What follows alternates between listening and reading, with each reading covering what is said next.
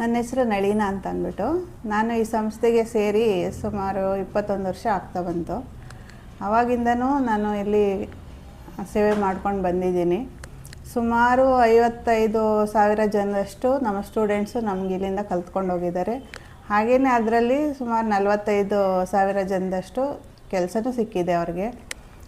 ಇವಾಗ ನಮ್ಗೆ ಎಲ್ಲೋದ್ರೂ ಬೆಂಗಳೂರಲ್ಲಿ ಎಲ್ಲೋದ್ರೂ ನಮ್ಮ ಸ್ಟೂಡೆಂಟ್ಗಳು ಸಿಗ್ತಾರೆ, ಕೈ ಮುಗಿತಾರೆ, ಮಾತಾಡಿಸ್ತಾರೆ. ಮತ್ತು ನಾವು ಯಾರು ಇದ್ದರೆ ಕರ್ಕೊಂಡ್ಬಂದು ಸೇರಿಸ್ತೀವಿ ಅಂತ ಹೇಳ್ತಾರೆ. ಅವ್ರ ಮಕ್ಕಳನ್ನೂ ಸಹ ಕರ್ಕೊಂಡ್ಬಂದು ಸೇರಿಸ್ತಾ ಇದ್ದಾರೆ. ಇವಾಗ ಆ ಥರ ಇದು ನಡ್ಕೊಂಡು ಬಂದಿದೆ. ಆದರೆ ಇಲ್ಲಿಗೆ ಹಣಕಾಸಿದೊಂದು ತೊಂದರೆ ಇದೆ.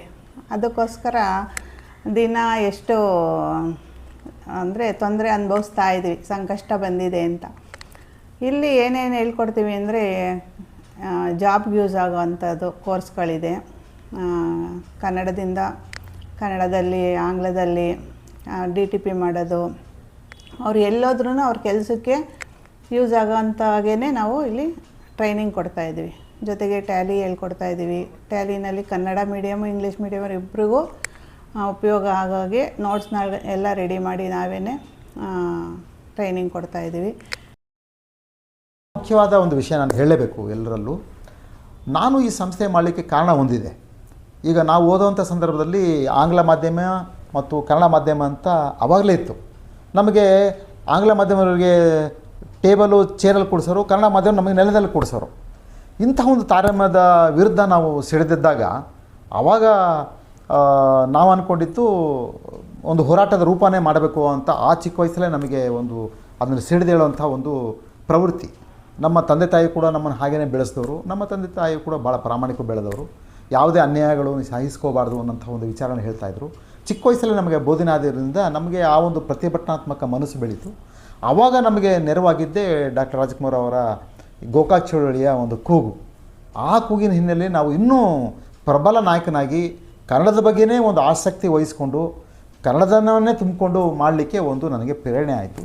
ಆ ನಿಟ್ಟಿನಲ್ಲೇ ನಾವಾದರೂ ಚಿಕ್ಕ ವಯಸ್ಸಲ್ಲಿ ಓದಬೇಕಾದ್ರೆ ತಾರತಮ್ಯಗಳಾಯಿತು ಕನ್ನಡ ಮಾಧ್ಯಮದವರಿಗೆ. ಇದೆಲ್ಲ ಈಗ ತಾಂತ್ರಿಕ ಶಿಕ್ಷಣ ತೊಗೋಬೇಕಾದ್ರೆ, ಕನ್ನಡ ತಂತ್ರಾಂಶ ಅನುಷ್ಠಾನ ಮಾಡಬೇಕಾದ್ರೆ ಇನ್ನಿಷ್ಟು ಸಮಸ್ಯೆಗಳು ಅನುಭವಿಸಬಾರ್ದು ನಮ್ಮ ಮುಂದಿನ ಜನಾಂಗ ಮತ್ತು ಇಂದಿನ ಜನಾಂಗ ಅಂತ ಒಂದು ಮನಸ್ಸಲ್ಲಿ ದೃಢ ಸಂಕಲ್ಪ ಮಾಡಿಕೊಂಡು ನಾವು ಈ ಸಂಸ್ಥೆಯನ್ನು ಮಾಡಲಿಕ್ಕೆ, ಕನ್ನಡಿಗರಿಗೆ ಈ ಯೋಜನೆಯನ್ನು ಕೊಡಲಿಕ್ಕೆ ಈ ಒಂದು ಹುಟ್ಟಿಗೆ ಕಾರಣ ಆಯಿತು. ಇದು ನಾನು ಕನ್ನಡ ಚಳವಳಿ ನಾನು ಬಂದಿದ್ದು 1982ರಲ್ಲಿ. ಆವಾಗ ಗೋಕಾಕ್ ಚಳವಳಿ ಶುರು ಆಗ್ತಾ ಇತ್ತಿತ್ತು. ಆ ಸಂದರ್ಭದಲ್ಲಿ ಕಾವು ಜಾಸ್ತಿ ತೊಗೊಂಡಿದ್ದು 83ರಲ್ಲಿ. ಅಂದರೆ ನನ್ನ ಚಿಕ್ಕ ವಯಸ್ಸಲ್ಲೇ ಬಾಲ್ಯದಲ್ಲೇ ನಾನು ಹೋರಾಟಗಾರನೇ ಬೆಳೀಲಿಕ್ಕೆ ಅದೊಂದು ಗೋಕಾಕ್ ಚಳವಳಿ ಒಂದು ಕಾರಣ ಆಯಿತು ನನಗೆ. ಆಮೇಲೆ ನಮಗೆ ಪ್ರೇರಣೆ ಶಾಲಾ ಕಾಲೇಜುಗಳಲ್ಲಿ ಇರ್ತಕ್ಕಂಥ ಟೀಚರ್ಗಳು.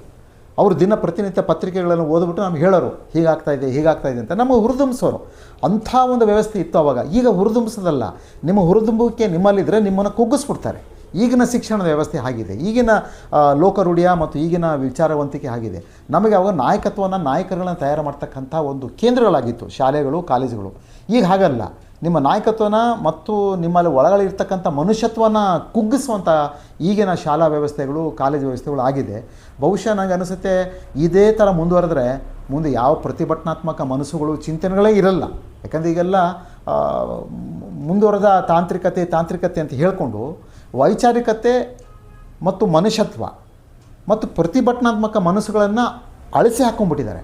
ಅದು ಯಾವಾಗ ಅದು ಅಳಿಸಿ ಹೋಗುತ್ತೋ ಮನಸ್ಸಲ್ಲಿ, ನಿಮಗೆ ಮನುಷ್ಯತ್ವದ ರೂಪ ಮತ್ತು ಕಷ್ಟ ಸಂಕೋಲೆಗಳ ರೂಪ ಮತ್ತು ಸಾಮಾಜಿಕ ರೂಪ ಮತ್ತು ಕನ್ನಡತನದ ರೂಪ ಮತ್ತು ಕನ್ನಡತನ ಬೆಳೆಸುವಂಥ ರೂಪ, ನಮ್ಮ ರಾಜ್ಯದ ಹಿತಾಸಕ್ತಿಯ ರೂಪ ಹೋಗ್ಬಿಡುತ್ತೆ.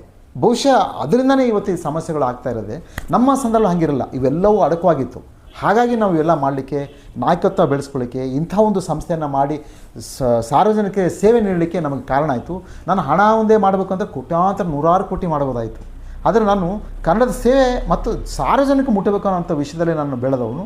ಆದರೆ ಈ ಸಂಸ್ಥೆ ಮಾಡಿ ಲಕ್ಷಾಂತರ ರೂಪಾಯಿ ಸಾಲಗಳಾಗಿದೆ, ಅದು ಬೇರೆ ಪ್ರಶ್ನೆ. ಆದರೆ ಗೌರವದ ಸಂಕೇತ ನಮಗೆ ಸಾಲಗಳಾಗಿದೆ ನಿಜ. ಈ ಸಂಸ್ಥೆಯನ್ನು ಬಿಡಬಾರ್ದು, ಈ ಸಂಸ್ಥೆ ನಡುವೆ ಬಿಡಬಾರ್ದು. ಕನ್ನಡಿಗರಿಗೆ ಇದರ ಉದ್ಯೋಗದ ಹಕ್ಕನ್ನು ಮತ್ತು ಕನ್ನಡ ತಂತ್ರಾಂಶ ಅನುಷ್ಠಾನ ಮಾಡ್ತಕ್ಕಂಥ ವಿಚಾರನ ಬಿಡಬಾರ್ದು.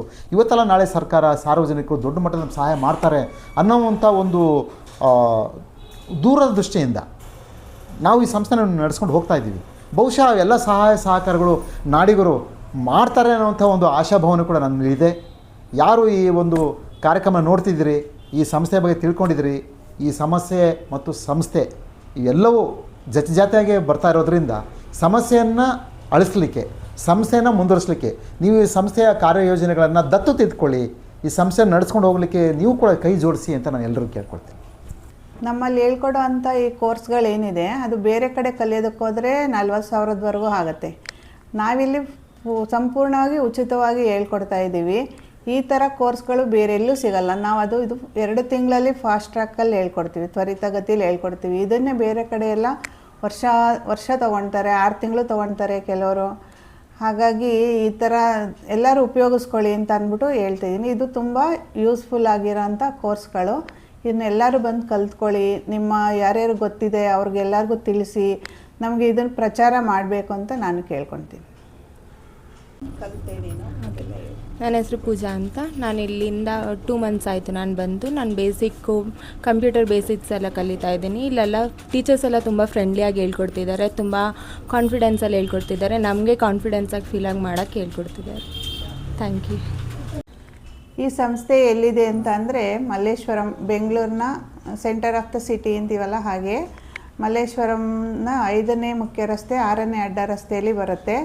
ಇದು ಲ್ಯಾಂಡ್ಮಾರ್ಕ್ ಬಂದು ಮಲ್ಲೇಶ್ವರಂ ಗ್ರೌಂಡ್ ಮತ್ತು ಚಂದ್ರಶೇಖರ್ ಆಜಾದ್ ಗ್ರೌಂಡ್ ಮಧ್ಯೆ ಬರುತ್ತೆ. ಇದು ಇಲ್ಲಿಗೆ ಬರುವಾಗ ನೀವು ಜಂಬೂ ಗಣಪತಿ ದೇವಸ್ಥಾನದ ಮುಂದೆ ಬಂದು ಮೊದಲನೇ ಎಡಕ್ಕೆ ತಿರುಗಿದ್ರೆ ಅಲ್ಲೇ ಒಂದು 4-5ನೇ ಬಿಲ್ಡಿಂಗು ನಮ್ಮ ಕನ್ನಡ ಗಣಕ ಉಚಿತ ತರಬೇತಿ ಕೇಂದ್ರ ಡಾಕ್ಟರ್ ರಾಜ್ಕುಮಾರ್ ತಾಂತ್ರಿಕ ಕುಟೀರ ಮತ್ತು ಪುನೀತ್ ರಾಜ್ಕುಮಾರ್ ರವರ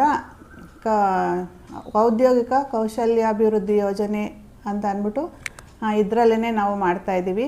ಇಲ್ಲಿ ಬಂದು ಸಂಪರ್ಕಿಸಬಹುದು ಎಲ್ಲರೂ.